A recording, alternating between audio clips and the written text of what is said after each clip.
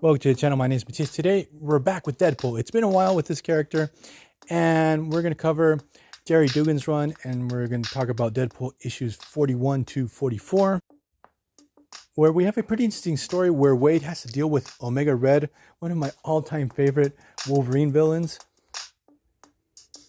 So the story starts off, the couple doesn't get into a fight, but Wade sort of wants to be alone.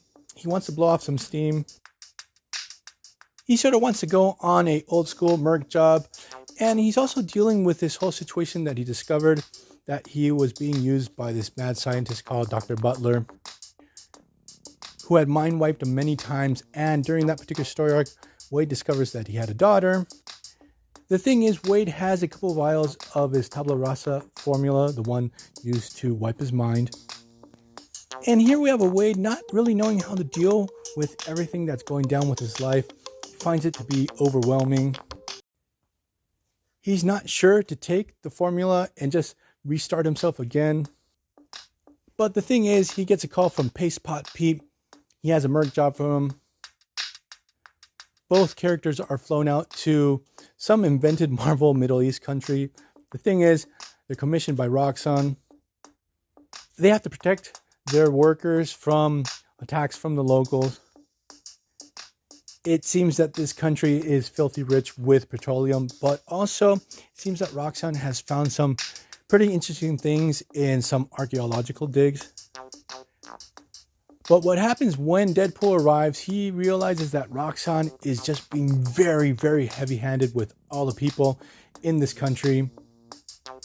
They are pretty much killing people left and right, and that Paste Pot Pete, even though he's a villain, he actually called on Wade on purpose to set things straight because he knows that Wade has somewhat of a conscience.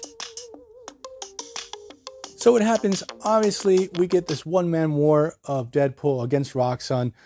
So what happens is that this evil organization calls in Omega Red. Now, this Omega Red seems to be a clone. He's not the original. He's the one that popped up during Rick Remender's Uncanny X-Force series.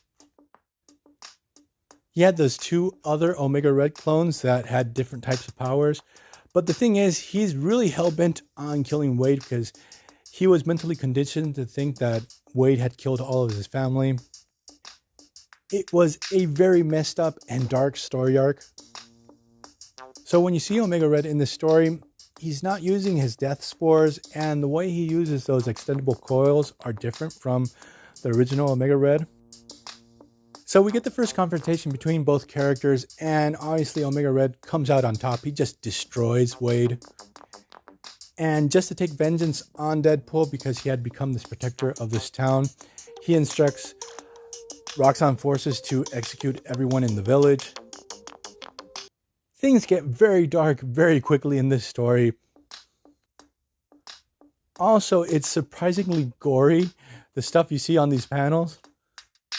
Especially the moment where Deadpool was chained up, and to free himself, he chews through one of his arms. It's really disgusting. He's able to escape, but he's only able to save 2 people from this town. Everyone else was executed. So after a brief little skirmish that he has with Roxxon forces, he discovers that they were digging up some pretty sketchy stuff at that archaeological site that I mentioned earlier in the video. He finds that they have been digging up these sarcophaguses that were very similar to the one that he found Shikla in. So he calls her up, tells her, "Hey honey, I found something that might interest you." While he's waiting for Shikla to arrive, he's waiting in this tomb, and obviously he knows that Omega Red's going to come calling. So obviously we get a battle between both characters, but here's where things get really interesting. So Wade is able to incapacitate Omega Red so he could just sit down and listen to him. During this whole story, Wade has been telling Omega Red, "Look, I didn't kill your family. They just brainwashed you. But I totally understand you. You have been a victim. They've been manipulating you from day one. I know how it feels."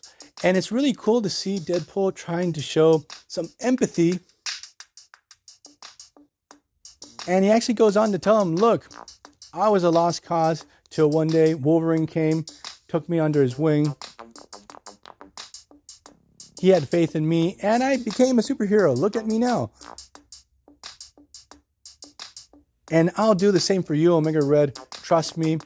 And the thing is that Omega starts to sort of believe Wade. He tells him, look, I'm going to try to confirm that I've been brainwashed, but if this is not the case, I'm going to come back and hunt you down and kill you.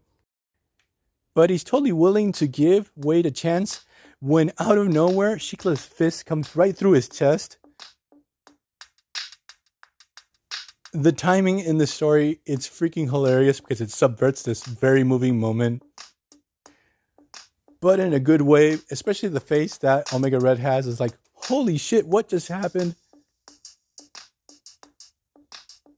So what happens is Omega Red's like, look, if that's your wife and she's that powerful, I'm just going to leave you alone. So what happens at the end of the story, Deadpool and Sheikla sort of amend their differences. They discover that all the sarcophaguses are empty. But Sheikla doesn't tell Wade that there's like this secret chamber where all the bodies are. And these are all part of her like lost tribe of monsters. For those who don't know, Sheikla is like the queen of the succubus and incubus. But the thing is, I'm going to leave this video here. I hope you guys liked it. See you guys next time. Bye.